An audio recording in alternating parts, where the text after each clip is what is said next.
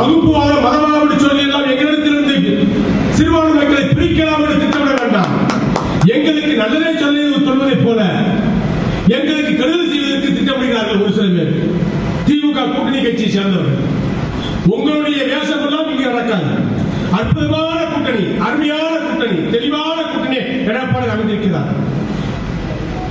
மத்திய பிஜேபி சேர்ந்தவர்கள் கூட்டணி ஆட்சி என்று சொல்கிறார்கள். எங்கே சொன்னார்கள்? யார் சொன்னார்? தமிழ்நாட்டில் எடப்பாடி ஆட்சி.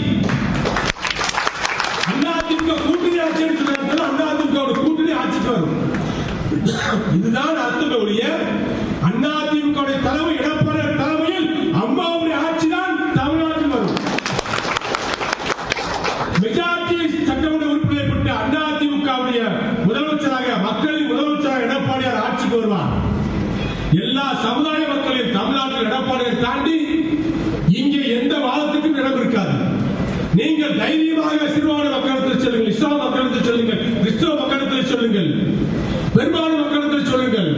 ஆன்மீகத்தினுடைய அடையாளமாக இருக்கக்கூடிய கட்சியே அதிமுக தான். அது இஸ்லாத்தாக இருந்தாலும், இஸ்லாத்தாக இருந்தாலும், கிறிஸ்துவமாக இருந்தாலும், இந்துவாக இருந்தாலும் ஆன்மீகத்தின் அடையாளமாக இருக்கக்கூடிய ஒரே கட்சி அதிமுக, ஒரே தலைவர் எடப்பாடியார். ஆக எதை சொல்லியும் அதிமுக மக்களுக்கு பிரிக்க முடியாது. எடப்பாடியாரை யாரை சொல்லியும் கூட்டணி எடப்பாடியாரை தூண்டிவிட்டு உடைக்க முடியாது. அதிமுகவுடைய தலைமையில் அமைகின்ற கூட்டணி வெற்றி கூட்டணி.